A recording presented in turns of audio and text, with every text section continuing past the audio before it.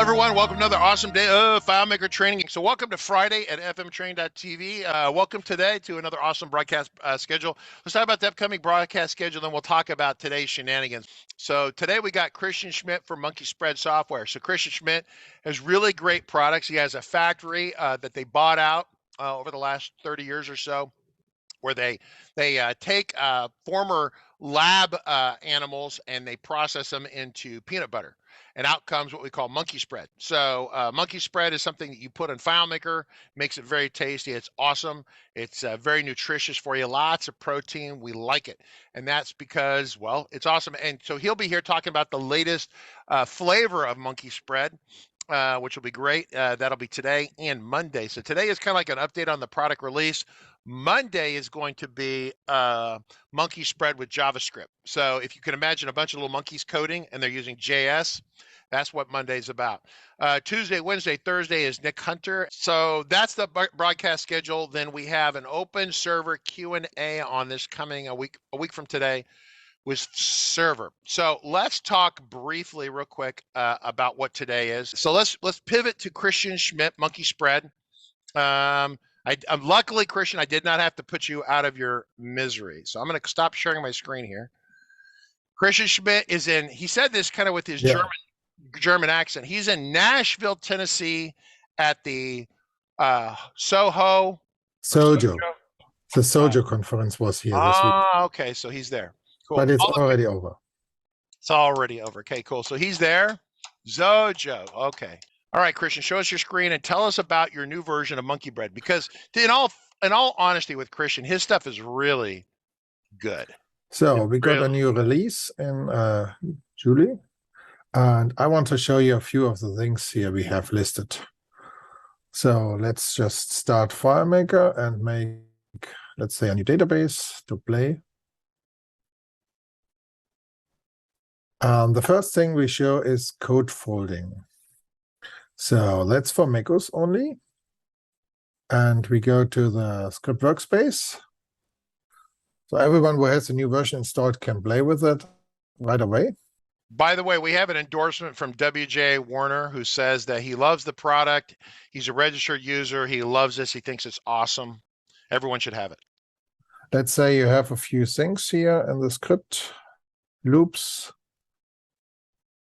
If then else, as you like. Set variable. So let's see some content here somewhere. So and now we added a little thing here on the left. Not sure if you see it, but if I click on the row, there appears to be a little arrow. And if you click it, wait, so do that again. Do that again. Do that again. Go up there and do that again. This is one of the features which got requested years ago, and Claris had enough time, so no, it's in the plugin. If you get the version 12.4, you see that you can collapse the whole loop. But if you get soon the next version, we already tuned it a bit, so you can just collapse the individual sections here. So instead of all the if going, it's just till the next else of the same level. Okay, do that again. What'd you do to do that? Just the one level? What'd you do? Okay, you got that? Well, that's the next version of the plugin. Oh, the next version. Okay. It's something I already improved here. You know, I implemented the feature. We shipped the version. People tried it. People gave feedback. Based on but back up. I want to be clear about this. You listen to your customers? Yes. I'm shocked and dismayed by your blatant lack of customer service. All right, who else is going to buy this today? I want to hear someone who's going to buy this, because this is really awesome.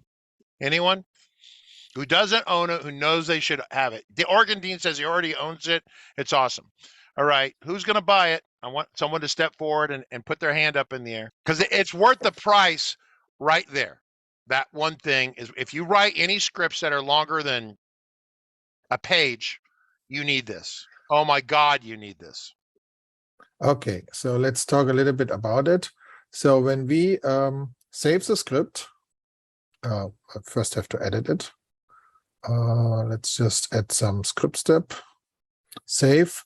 So on saving, FileMaker will reload the script. So it will expand all the lines back because the plugin is just changing the visual appearance of the script. We are not removing the rows, we are just hiding them. So when you collapse something and you start doing something with the rows, like here, drag and drop, FileMaker expands all the rows because they reload the list. Okay. Well, that makes sense. Whenever FileMaker reloads the script, it will show again all rows because we don't do any persistence here. We are just changing the view, and I don't want to mess up the scripts. Iger Dave, that's a really interesting call sign, says he has this. He's on Twitch and he loves it. He has it. Stu says, do I see the line numbers now rolling up, and is the font size fixed so it doesn't butcher everything? He wants to know how you're handling the numbers on the left. Well, the numbers are drawn by FileMaker with a constant distance. So if we zoom the script and increase the font size, the numbers don't still broke. follow. You haven't fixed that, right? Not that you can fix it, but we are greedy. We expect perfection. And so, yeah. So Stu, that's not fixed, but it's because I don't think, listen, Christian Schmidt works all night adding new features. If he could fix it, he would have fixed it already. Okay. I don't think it's fixable. It's a lot of work for a small thing, but technically they just draw it with a fixed distance instead of asking the list where the row actually is. But they are asking already how many rows are visible. So you see here numbers disappearing. Okay, so this also should work in the debugger. Or not? Oh, yes, it works. Wow. So it may help you debugging. Now, if you jump, don't stop. Just use the, where's my little anim? Yeah, no, one to the right. Go to the right one. Oh, not that one. Because normally I'm end up using that one right there, right? So if you step down, does it roll it back up, or as soon as you're in there? Yeah. Okay. So whenever FileMaker reloads the script list, I don't know why it reloads it. It just moves the cursor, but so this is the feature about the code folding. So we may check. We got here one thing done. Let's take a look at another thing. So back to the script workspace. You may have several scripts, like you may have an A script and a B script and a hello script and a print script. And you may want to, well, have them in alphabetic order. Oh, I didn't make an alphabetic order. So so let's say we have a few scripts here, and we use here the context menu. Then the plugin got here commands to sort the script. And what the plugin does is it does quickly move a script up or down. So for FileMaker, it looks like the human is doing it. I saw it flickering. So that's a permanent change when you do that, correct? Yeah. That's permanent. So we can again sort it in the other direction. And for FileMaker, it looks like as you would be moving the mouse very quickly and move the individual scripts to their place. So the next thing is the people ask it here for collapsing and expanding. Expand all. So this way you can close here the folders or close them all or expand them all. So another feature that's new in this release is to have here find duplicate names. Well, if you use proper numbering of your scripts, you won't have that problem, will you, Andrew? Yeah. Andrew, I don't think he's here today. Duplicate names also don't allow the plugin to actually show you the name, the ID, because we find the ID by the name, and if you have duplicate script names, we can't show you the ID, but we can find you the duplicate names and highlight them.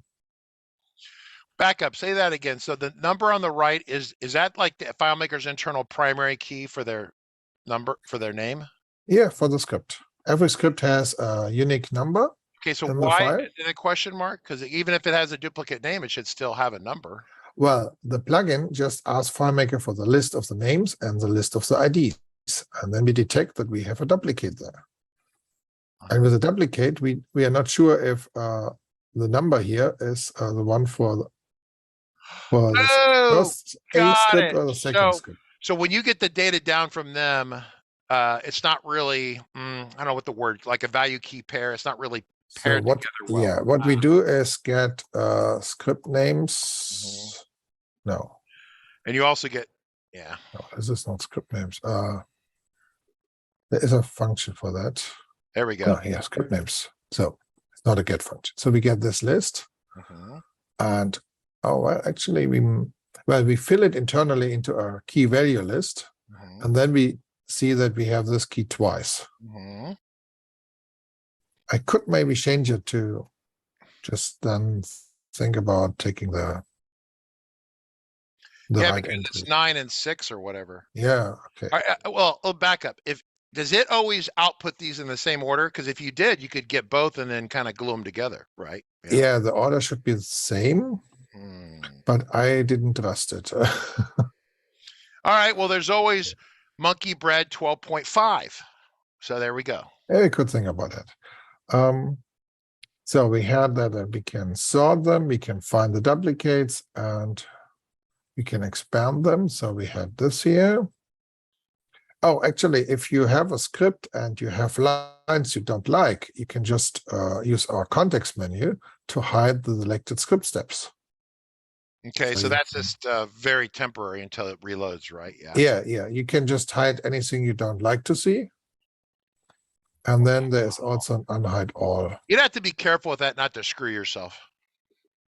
Well, the unhide would be just saving the script, right? Yeah, but when you save the script, it will unhide it all anyway. Right. Yeah, exactly. So find duplicates, unhide. So then let's take a look at some functions. So what should we do? Let's try the new curl options function. So many windows. Yeah, I'm not enough of a curl ninja to render an opinion on that. So let's say you have a simple. Look at all these sample files, everyone. Oh my goodness. So let's see, this example works. Yeah, gives you a picture. So when you have an example like this, you may set a few options. So you may set here something like username, XXX. You may set a port number and other options, whatever options you like. Yeah. This was an HTTP URL, I don't know. Yeah, so should still work. So now you are debugging this and you're asking yourself on the end, what options did I actually pass? Because people often pass some fields or variables, and they don't contain what people think they contain. So we got this output here to show you all options that are set for this curl transfer. Is that new? The options back from your submission? Yeah, that's new. Wow. Yeah, that seems to me like an important thing. Because if you're wrestling with this with Postman, I mean, you should know what you're doing, but then you put it in a FileMaker and you want to verify that you sent what you really sent. Okay. Yeah, I often have people complaining because they maybe have an extra space on the username and they don't see it. A return, or like this here, there's a return in the URL, or they use the wrong port number or whatever. They set an option, put in the wrong value, and then complain it doesn't work. So we now have the option to give you all the options we set, including those which the plugin sets for you, like here the redirection count, or to ignore any SSL because you didn't set a certificate to use. So you have some default settings you submit. This allows you to see all the settings that are submitted, even the ones that you didn't explicitly specify. Yeah. So we set, for example, this follow location thing and the max redirection count. So if your URL redirects to another URL, we follow that automatically, and people are not complaining that their redirection didn't work. And we also set verbose to 1 to get the debug log always. And we explicit disallow you to include a username and a password in your URL. But the options here is to give you a way to read the settings. We get a few new options for curl. If you ever need them, you can use them. Like here, set option max lifetime for connection, let's say 60, because with curl we have the possibility to reuse an existing connection.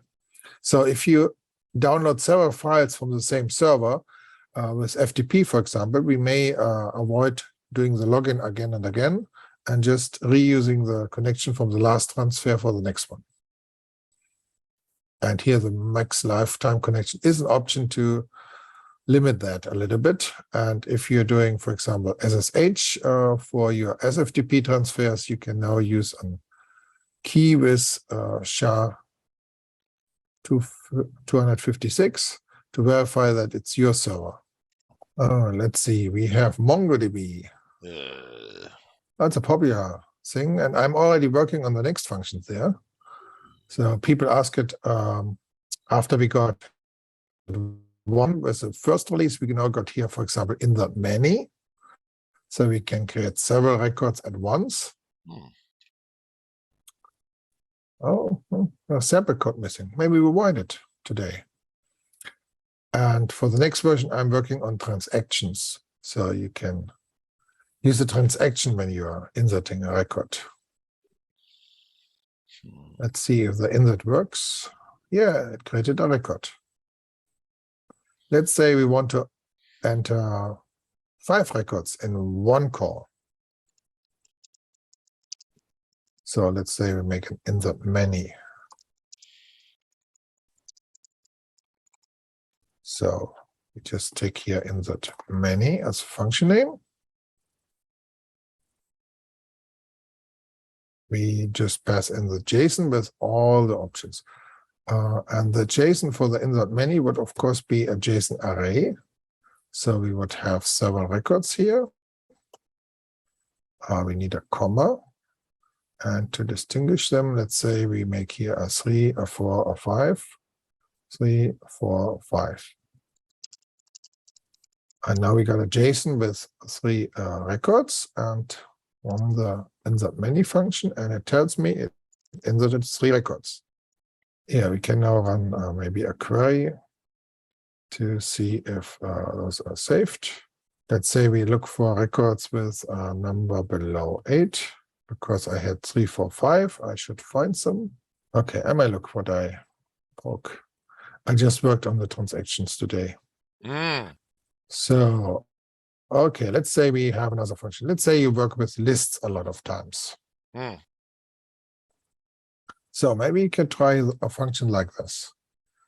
So,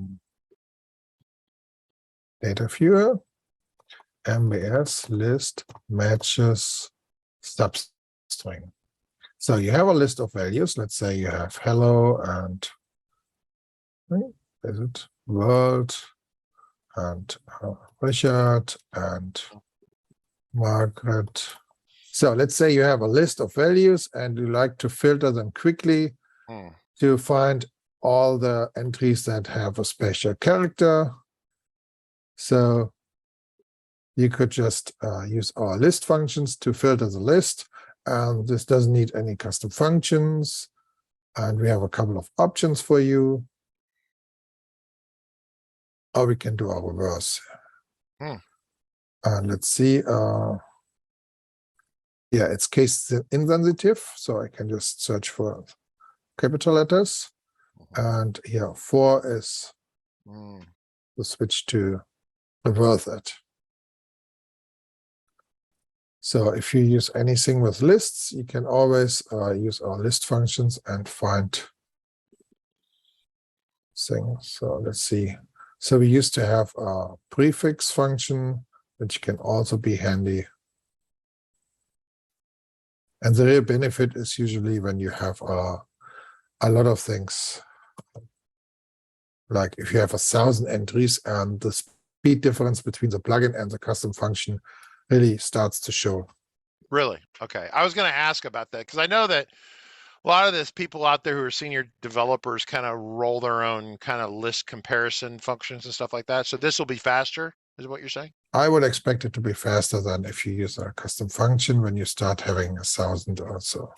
Okay. Values. Matrix rotate. That sounds like linear algebra. Well, yeah, we have matrix functions. So Yeah, you can create a linear algebra. matrix. You can fill it with values, but people sometimes just fill it with data via SQL from their records because our matrix preserves the data type. So you can fill it with columns having dates and times and containers, and then you can do various operations from it, like switch columns, or like here, rotate it, and then use it to make new records. So text operating. So if you need a 2D grid of values, you can use our matrix functions. Yeah, matrix. I mean, it depends what your educational background is. Unfortunately, I'm an engineer, so I got a lot of math at university, and linear algebra was the beginning of second year advanced engineering science math, and it's I don't know what they call it anymore, but it's matrices. Actually, it's actually of all the in the world to understand, it's a little bit easier to process and handle that, from my limited opinion. Yeah, we just use it mostly for storing values and then doing calculations on them, like here max and min and multiply, and we query them as records. So you can just make a query with SQL, get something in memory, then change it, like remove rows, remove columns, then have it output as JSON, for example. Mike wrote in here, it would be nice if you could search list A and return the corresponding items from list B. Search, and good question. Do we have that? Yeah, if you use just the find function. So the find function in one list would give you the index. And then you just say get value from the other list to get the value. So I don't think we need any special function for that. It could be, I don't know. Mike always has kind of an advanced idea in mind. I'm not sure if it's articulated correctly or not. So let's just take any database and say we show you the remote control in the text function. So we have from time to time people who need to send text to somewhere, like you have a text field in FileMaker or in another application or in a web view, and you like to move text into it. Then it may be useful to, well, pass the text, like if you would type it through the keyboard. So let's say I just make here hello. Move that on the top, so it's command 1. Yeah. So I'm in a field. Nothing happens. Okay, maybe this one. Do the other way. So because you can't do the insert while the script is running, we have to schedule it to do it a millisecond later. So I click in the field, and now I get the hello. Okay, so let's try again. Let's say we make the delay 4 seconds. We run the script, go here. No, is it only within FileMaker? So I would have to have maybe a field in a web viewer. The idea was to automate something in FileMaker. And so it will be used by a few tools, I think, from people like Russell, who then do something in FileMaker by scripting FileMaker itself. And the plugin will be used to perform text input. Which I think is fantastic. The more you can stay inside of FileMaker, I think the better for a lot of people. Let's just load the website. I hope this works now. And now Google doesn't even load. It's rebelling against you, unfortunately. Okay. let's switch the topic. Let's Mhm. say you may want to know everything about a hash function for pictures. So let's make a new database. Let's say we have an image as a container, and we have a hash as a text. Now I need a picture. Let's make a picture. Okay, here's an icon picture.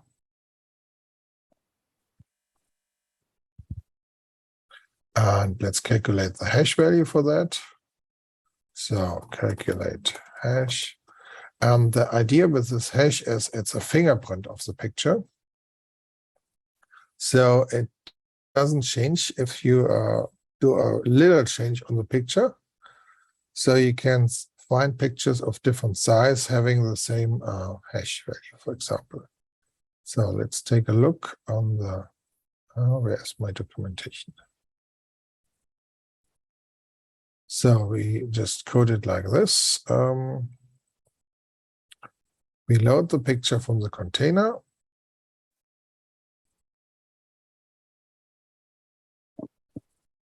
Image. We calculate the hash, so set field. Click hash field. So we call the hash function.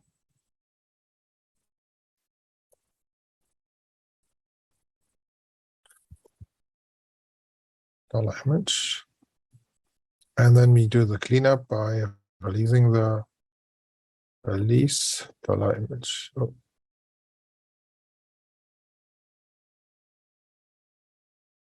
And we get here a hash, which basically tells us whether the picture is dark or black in an area. So let me just edit the picture a little bit. And let's say you got the same picture in two sizes. So let's resize this picture to 200%. Save as a new file. Make a new record. Where is it? There it is. So, and now calculate the hash. And now you may wonder if we got the same hash, but it looks quite the same. Let's say someone changed the picture a little bit.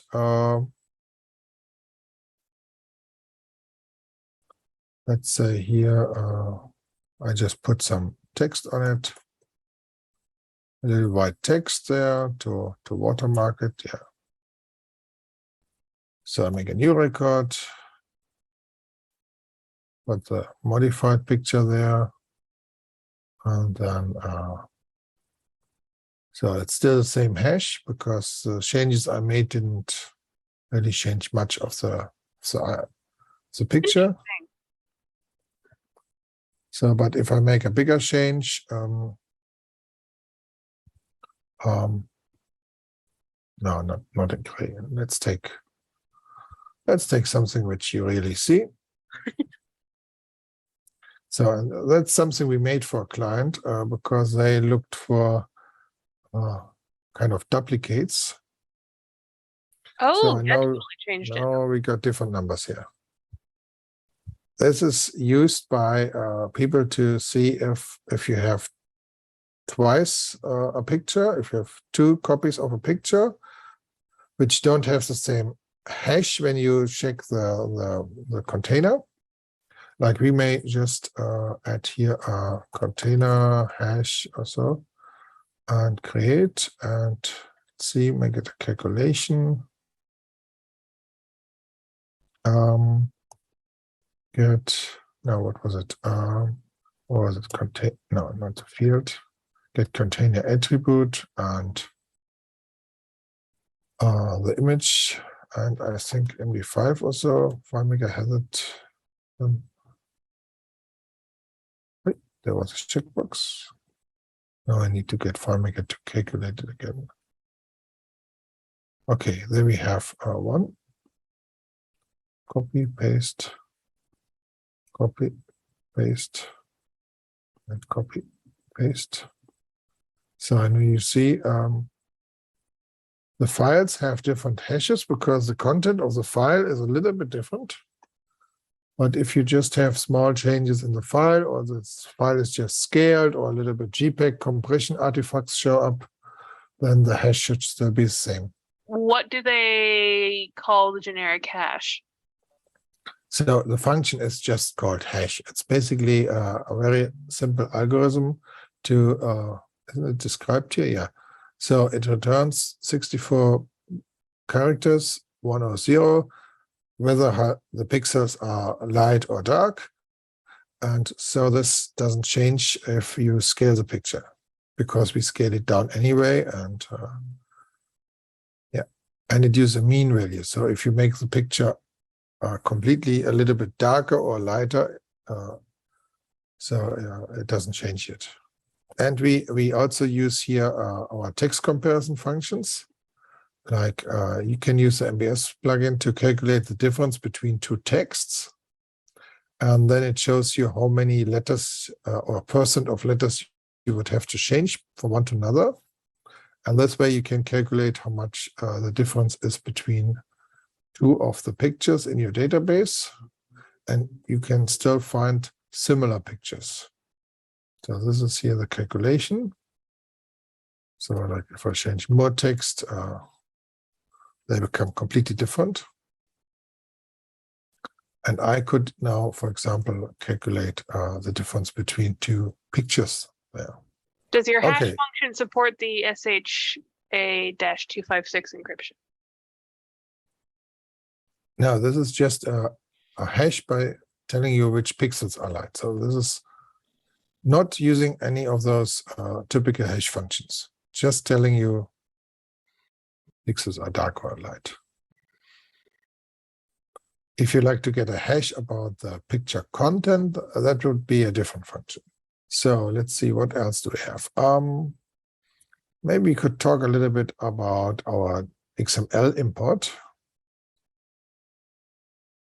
You covered the remote one already, right? The remote thing. Yeah, this is a great function if you write a tool that needs to do as if you would enter text somewhere. Okay. Like if you want to remote control your FileMaker, like we do it in the plugin. Really? Like you may have seen that we have plugin functions to make DDR exports automatically on the client. So let's say we have an XML. Oh, I need to make an XML. So let's just make save as copy as XML. And we got a big XML file. Let's take a look on it. Yeah, let's see what the plugin says. So I think the script looks for test XML on the desktop. So import that.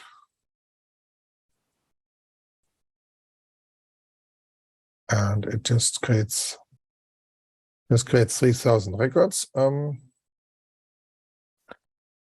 So you may have seen that before. I think we had it in the, let's see that. Where'd they go? I created a few tables here. Oh, okay. Jeez. And put a lot of records into those tables. And the usual thing would now be to connect them here. Oh. And do some ordering.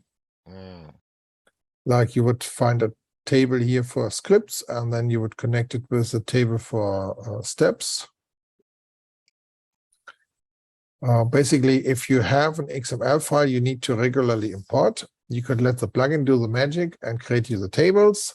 Then you create maybe a new layout and display the data. Let's just make a new layout. So let's see, we have script steps or scripts. Script. All the fields on it. Oh, a lot of fields. So I know you see the script. Script has a name. There's a username. Admin. Oh, this is a script I made. So there's someone working for Claris who made the script. All right, back up a second. I'm confused. What did this do for us? It Why built would I the use- tables from the XML file. It added the fields. Back and up. This is the XML that's exported from FileMaker. Yeah, this is just any XML you have. I know, but XML's been around since like not quite since the dinosaurs, but it's pretty damn old. So this is the X. Is this the X? This is the 1.0. Okay, is that the which? Go to FileMaker real quick. Is that because the XML 2.0 is if you go up to the yeah go nope, hold right Yeah. there. Stop. Go up one. That's XML2. That's the incomplete technology they have not finished yet. So that's what we're talking. That's what this is. So they call it XML1, but it's really XML version 2. That's aggravating. Or is it the one in the database design report? Which one is this? They're different, as you know. I think I just used save as XML. Okay, that's XML. Internally, Claris calls that 2.0. Or at I least just needed an XML file to play with. So you did use theirs. I got it. Yeah. Okay. Yeah, Duck is one of their developer and engineering, I think, down there in the build. Okay. So the plugin created here a lot of tables and a lot of fields. And you have this homework to do to make relationships. Because I can't automatically make those. And the thing we improved here is that it's a little bit quicker. And you can optionally skip the creation of the fields and tables if you already have them. But I think this is a great feature, and it also works for Json. Well, yeah, I don't sit and code all day every day anymore, but so I could see there would be applications there, but I'm thinking about this in terms of their XML serialization, right? That's where they kick out a file, that's kind of this incomplete thing. The XML export is not total and complete, and their import process is not total and complete. And so the fact that you're reading that is interesting. Other people read it too, but it's, the question is what really cool thing could you do with it, right? Well, a lot of people use it for these tools to check for errors, to make your design searchable a little bit. Yeah, you could definitely do that. So let's see what. No, it's when you basically it's like if I walked up to you and I said, "Here's a giant." I went to like Home Depot and I bought $5,000 of the best tools, and I dumped them in the back of a truck, and I brought or a lorry if you're in Europe, drove it over to you and said, "Build some bad with this." The very senior people in the community would start building some really amazing stuff. This is another giant tool out of the back of the truck. I'm just not sure what a jackhammer I can do with a bunch of nails and screws and some wood, right? What do I want to build with that? Anyway, keep going. That's good stuff. So we have a lot of smaller things where I'm not sure if I actually should show them. Like if you show annotations, yeah, you can show overlays, more functions for iOS, yeah. Add, remove table occurrences. I could show you how this works. Let's just go. Let's say you prepared a calculation you like to put into your in the field calculation, and you just made a function to use the calculation with full names with the prefix of the table. And now you can use here the plugin functions to remove the prefixes before you copy that into the field definition. Or if you come from the field definition, you can just say plus and you get back the prefixes. That's now improved to work better if you have field names quoted. Like if I have text here with UID inside, and I do the remove and the add, the plugin will not change this text. Next thing would be a little bit about the JSON here. So we have our JSON functions to query items from a path inside the JSON. And I had invented my own syntax long before Claris got a few functions. But people are complaining a little bit about that we have our own syntax. So I started implementing also the one from Claris. So You can now also write here like indexes or say first to get back like Claris the thing and then the flag for the value without the quotes. So now we can use the Claris syntax there. Oh, okay. It's just a very small thing on the release notes, but it's several hours of work. Okay. Then we have improvements for here XML to JSON and JSON to XML, but I'm not sure if you need that. But also we can here make PDFs from images directly, which now can also handle PDF files. So if you tell the plugin to make a PDF documents based on a list of image files, and one of the image files is a PDF, it works now. Okay. So, but that's it, I think. Besides a couple of bug fixes.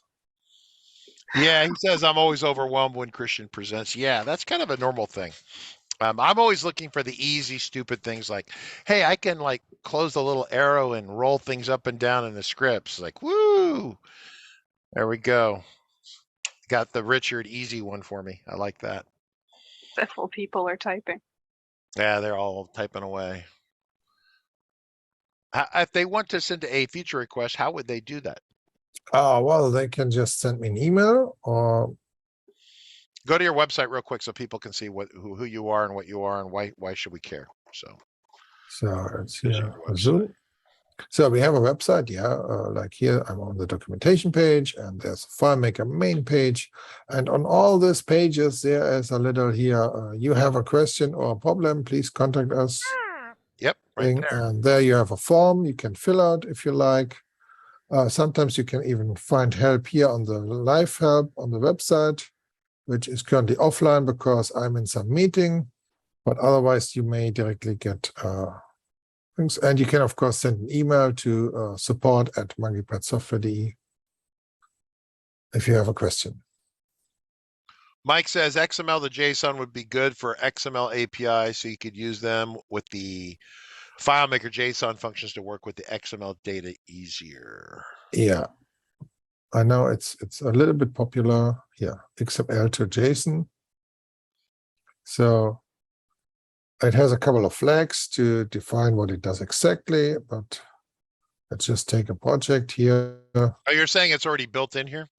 Yeah, it's in the plugin. Here you see we have an Yeah. XML input and we have an output here. Yeah, I keep forgetting this about you. There's like 7,831 features in here, you know, and whenever someone asks for something, oh, it's already in there, you know? What's it like to be so awesome, Christian Schmidt? To actually it's already great. anticipate what people, yeah, it's great to be awesome, isn't it? Yeah, You already know what they're going to say. It's like, what is he going to say? Oh, he's going to ask for XML to JSON. I got it already for you. Done. yeah.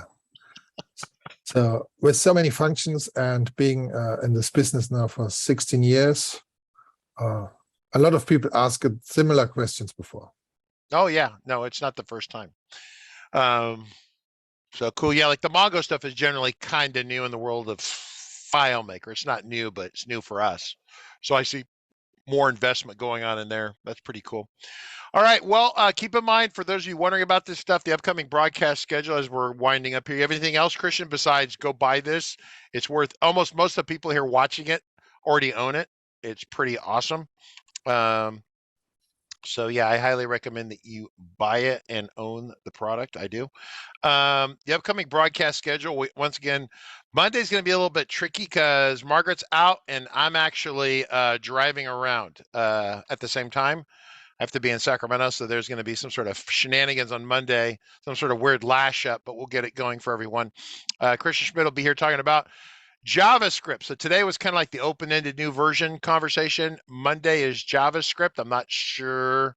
So you put you put it. Why don't you give me 60-second like trailer, like movie trailer for Monday? And so we will take a JavaScript library found on a website, put it into our FileMaker database, and use it locally without a web viewer.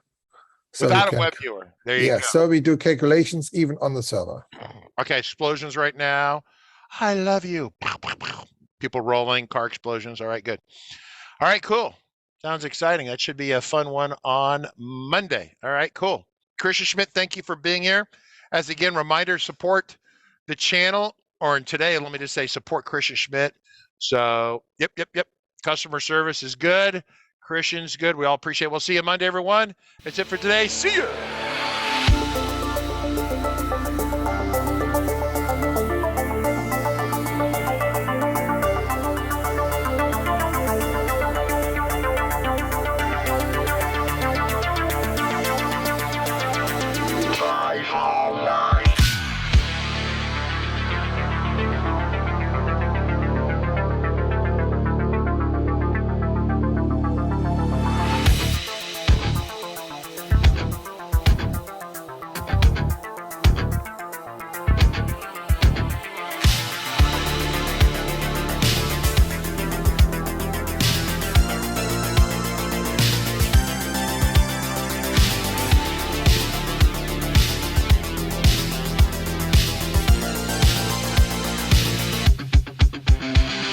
Got a report of an individual up here who may be a FileMaker license.